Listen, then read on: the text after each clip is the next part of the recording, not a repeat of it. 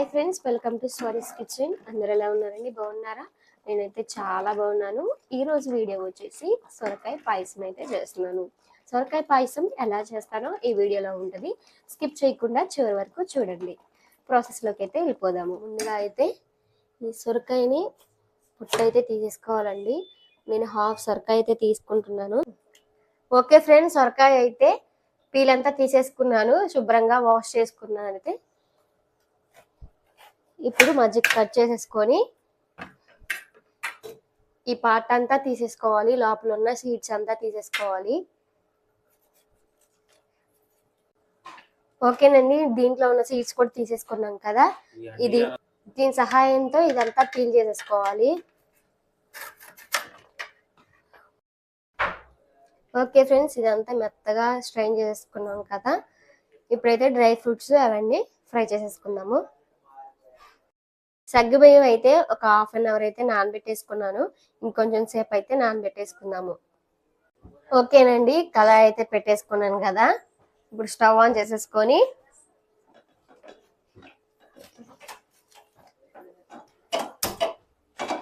Dry fruits అయితే fry చేసేసుకుందాము. On చేసేసి గిన్నె అయితే పెట్టేసుకున్నాను. దీంట్లోకి కొంచెం నెయ్యి అయితే వేసేస్తున్నాను.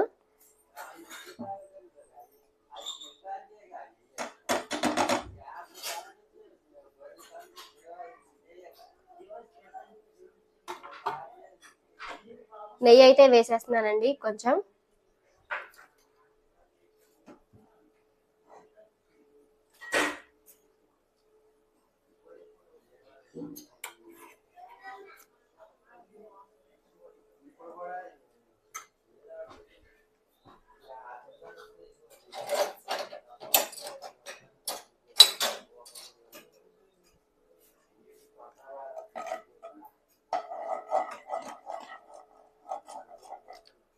ఓకేనండి, నెయ్యి అయితే కరిగిపోయింది కదా. దీంట్లోకి డ్రై ఫ్రూట్స్ అయితే వేసేసుకున్నాము.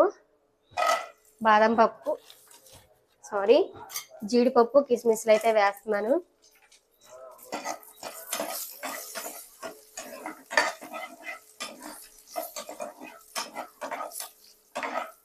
అంతటిని మంచిగా ఫ్రై చేసుకోవాలి.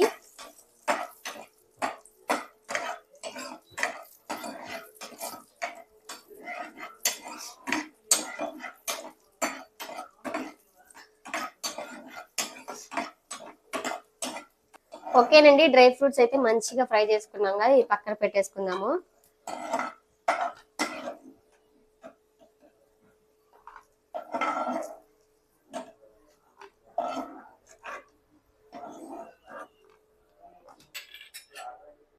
ఓకేనండి, డ్రై ఫ్రూట్స్ అయితే ఫ్రై చేసేసుకున్నాం కదా.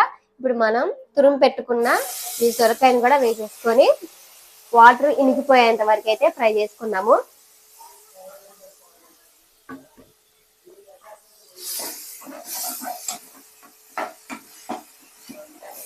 ఈ సొరకాయలో వాటర్ ఇనికిపోయేంత వరకు అయితే మనం ఫ్రై చేసుకోవాలండి.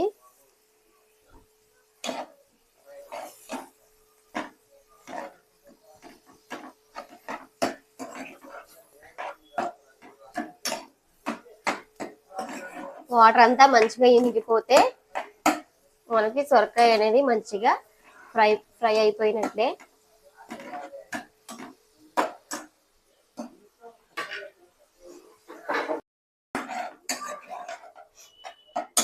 ఓకేనండి, సొరకాయ అయితే మంచిగా ఫ్రై అయిపోయింది. వాటర్ అంతా ఇనిగిపోయింది. దీంట్లోకి మనం నానబెట్టుకున్న సగ్గు బియ్యం కూడా పోసేసుకుందాము.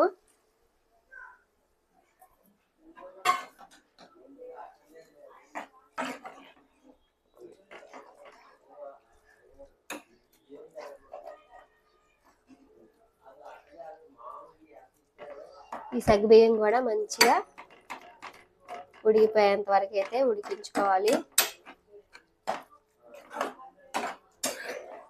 దీన్ని కూడా ఒక 5 నిమిషాలు అయితే ఉడికించుకుందాం. మూత పెట్టేసుకుందాం. ఓకేనండి, మూత తీసి ఒకసారి అయితే చూసేసుకుందాం.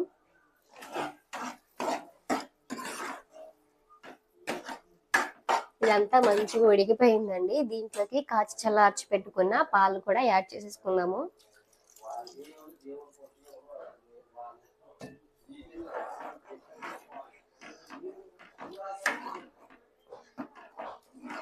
ఇది కూడా మంచిగా మిక్స్ చేసుకోవాలి. టేస్ట్ అయితే చాలా బాగుంటుంది, ఒకసారి మీరు కూడా ట్రై చేయండి. ఓకే ఫ్రెండ్స్, పాలు కూడా పోసేసుకున్నాం కదా, ఇంకొంచెం సేపు అయితే మరిగించుకుందాము మూత పెట్టేసేసుకొని. ఓకే ఫ్రెండ్స్, సొరకాయ అలానే పాలు సగ్గుబియ్యం అయితే వేసేసాం కదా, పాలు అయితే మంచిగా మరిగిపోయాయి, ఇదంతా మంచిగా ఉడికిపోయాయండి. దీంట్లోకి ఒక 3 ఇలాచీ అయితే వేస్తున్నాను. ఇలాచీ వేయటం వల్ల ఫ్లేవర్ అనేది మంచిగా ఉంటుంది, టేస్ట్ కూడా డబల్ అవుతుంది. ఇలాచీ కూడా వేసేసాం కదండి, దీంట్లోకి టేస్ట్కి సరిపడా షుగర్ కూడా యాడ్ చేసుకున్నాము. ఈ గిన్నెతో ఒక 2 గిన్నెలు షుగర్ అయితే వేస్తున్నానండి. దీన్ని కూడా మంచిగా మిక్స్ చేసుకున్నాం.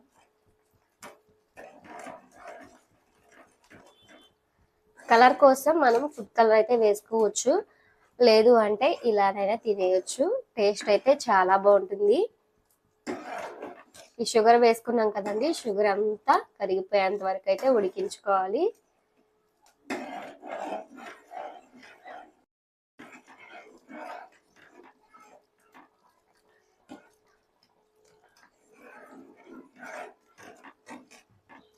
ఇదంతా మంచిగా ఉడికించుకోవాలండి.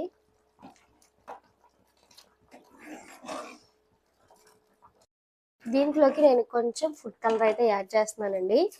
మీకు ఇష్టం ఉంటే యాడ్ చేయొచ్చు, లేకపోతే స్కిప్ చేయొచ్చు. ఓకేనండి, ఈ సొరకాయ పాయసం అయితే రెడీ అయిపోయింది.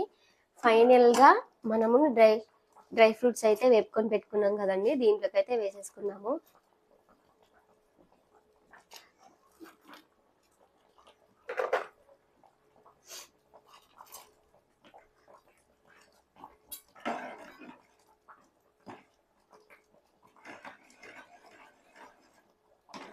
చూసారా, చాలా బాగుంటుందండి, ఒకసారి మీరు కూడా ట్రై చేయండి. సొరకాయ పాయసం అయితే రెడీ అయిపోయింది. ఇంతేనండి సొరకాయ పాయసం. మీకు నచ్చితే లైక్ చేయండి, షేర్ చేయండి, సబ్స్క్రైబ్ చేసుకోండి. Bye bye.